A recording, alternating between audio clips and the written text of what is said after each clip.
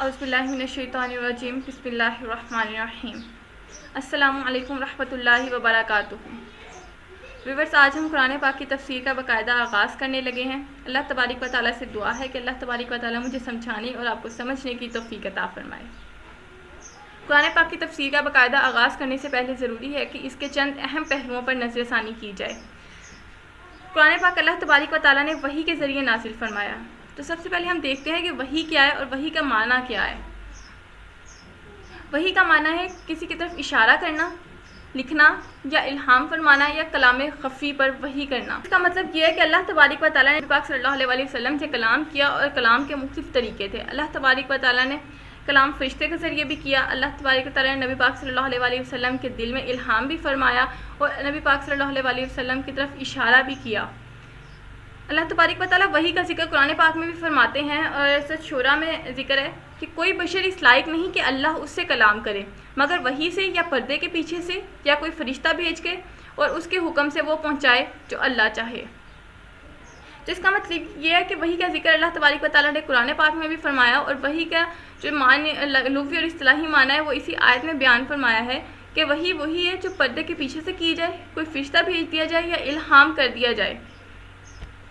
تو وحی کی دو اقسام ہیں، وحی مطلوب اور وحی غیر مطلوب۔ وحی مطلوب وہ وحی ہے جو اللہ تبارک و تعالیٰ نے الفاظ اور معنی کے نزول دونوں کے ساتھ کی ہو، یعنی کہ قرآن پاک۔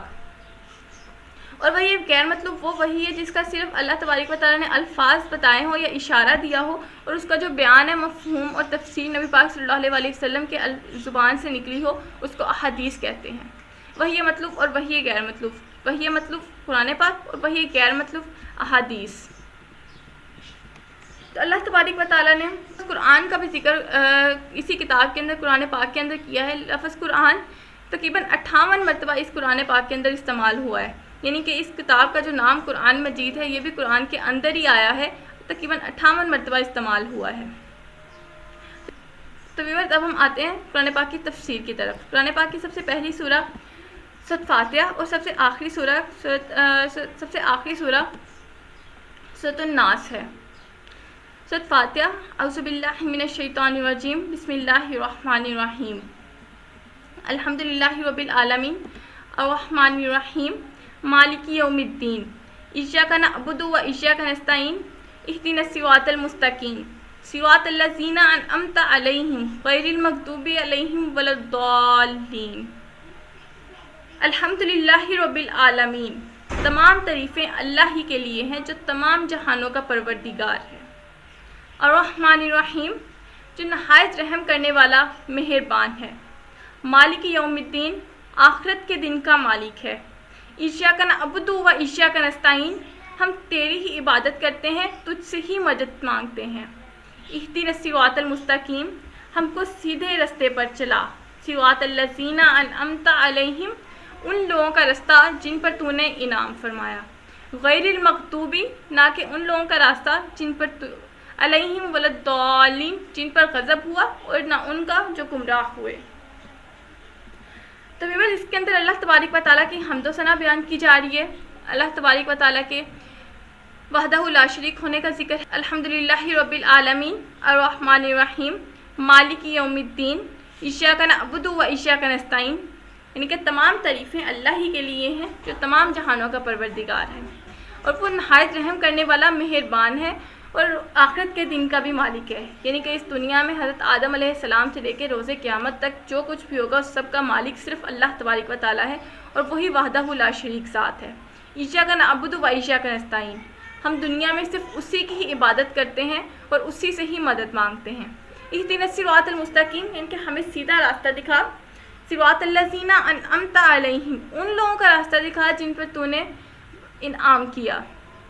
غیر المغضوب، نہ کہ ان لوگوں کا جن پر تو نے غضب کیا، علیہم ولا الضالین، اور نہ ان لوگوں کا جو گمراہ ہوئے۔ سورۃ فاتحہ کے بہت سارے نام ہیں، اس کو بہت سارے ناموں سے پکارا جاتا ہے۔ فاتحۃ الکتاب، یعنی کہ قرآن پاک کا آغاز اس سورت سے ہوتا ہے، اس لیے اس کو فاتحۃ الکتاب کہا جاتا ہے۔ فاتحۃ الکتاب کا مطلب ہے کہ کتاب کا آغاز۔ سورۃ الحمد اسے اس لیے کہا جاتا ہے کہ اس میں اللہ تبارک و تعالیٰ کی حمد و ثنا بیان کی جاتی ہے۔ سبع مثانی، اس کی 7 آیات ہیں جس کی وجہ سے اس کو سبع مثانی کہا جاتا ہے۔ الکافیہ، کافیہ کا مطلب یہ ہے کہ سورۃ فاتحہ کی جگہ پہ کسی بھی سورت کو نہیں پڑھا جا سکتا، کسی اور سورہ کی جگہ پہ سورۃ فاتحہ کو پڑھا جا سکتا ہے مگر سورۃ فاتحہ کی جگہ پہ کسی اور سورہ کو نہیں پڑھا جا سکتا۔ جیسے نماز کے اندر ہم سورۃ فاتحہ کے بعد کسی ایک سورہ کو پڑھتے ہیں، وہاں پہ بھی ہم سورۃ فاتحہ کو پڑھ سکتے ہیں، لیکن سورۃ فاتحہ کی جگہ پہ ہم قرآن پاک کی کسی اور سورہ کو نہیں پڑھ سکتے۔ سورۃ الشفا، اس کا مطلب یہ ہے کہ اگر سورۃ فاتحہ کو پڑھ کر دم کر دیا جائے تو اللہ تبارک و تعالیٰ بیماریوں سے شفا بھی عطا فرماتے ہیں، اور اگر اس کا پانی دم کر کے پی لیا جائے تو اللہ تبارک و تعالیٰ صحت و تندرستی عطا فرماتے ہیں۔ سورۃ الدعا، یہ سورہ اللہ تبارک و تعالیٰ کی حمد و ثنا سے شروع ہو کے بندے کی عبادت کا ذکر ہوتا ہے، پھر اللہ تبارک و تعالیٰ سے صراط مستقیم مانگا جاتا ہے، اور پھر ان لوگوں کا راستہ مانگا جاتا ہے جن پہ اللہ تبارک و تعالیٰ نے انعام کیا، نہ کہ ان لوگوں کا جو اس کے غضب میں مبتلا ہوئے اور گمراہوں کا۔ تو اس لیے اس کو سورۃ الدعا بھی کہا جاتا ہے۔ تو اللہ تبارک و تعالیٰ نے جب اس سورہ میں ذکر کیا کہ صراط الذین انعمت علیہم غیر المغضوب علیہم ولا الضالین، کہ ان لوگوں کا راستہ جن پر تو نے انعام کیا، نہ کہ ان لوگوں کا راستہ جو تیرے غضب میں مبتلا ہوئے۔ اب صراط الذین انعمت علیہم، اب اللہ تبارک و تعالیٰ نے کن لوگوں کے راستے پر انعام کیا، وہ اسی کا ذکر اللہ تبارک و تعالیٰ نے سورۃ النساء میں کیا ہے کہ انعم اللہ بالنبیین والصدیقین والشہداء والصالحین، کیونکہ اللہ تبارک و تعالیٰ نے جن پر انعام کیا وہ انبیاء، صدیقین، شہداء اور صالحین ہیں۔ تو ویورز، یہ تھی ہماری آج کی سورۃ فاتحہ کی تفسیر اور قرآن پاک کی تفسیر۔